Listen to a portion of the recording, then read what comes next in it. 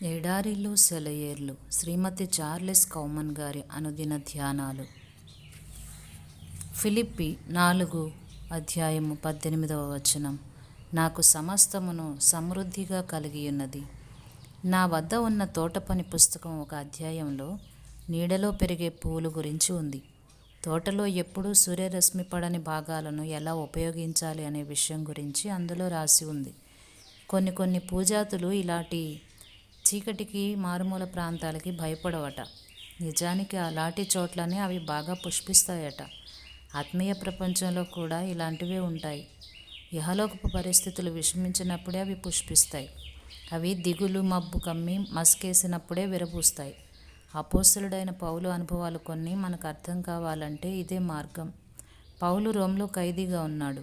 అతని జీవితాశయం వమ్మైపోయింది. అయితే ఇప్పుడే కమ్ముకుంటున్న ఈ మస్క చీకట్లోనే ఆత్మపుష్పాలు రంగులు విరజిమ్ముతూ తలెత్తుతున్నాయి.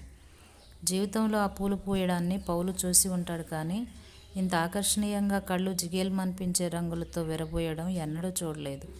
ఇంతకు ముందెన్నడూ లేనన్ని వాగ్దాన సంపదలు పౌలును ఆహ్వానిస్తున్నాయి.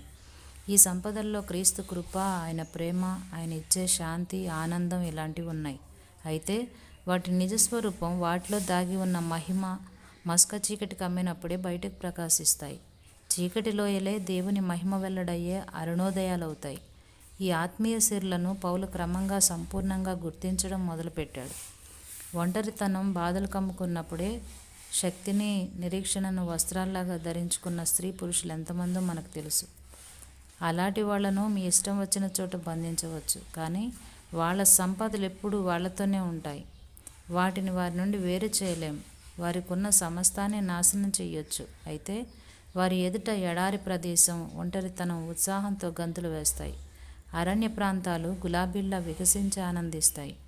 ప్రతి పుష్పము అది సూర్యకాంతిలో అటు ఇటు ఊగేటప్పుడు దాని నీడ ఎక్కడో ఒకచోట పడుతూనే ఉంటుంది.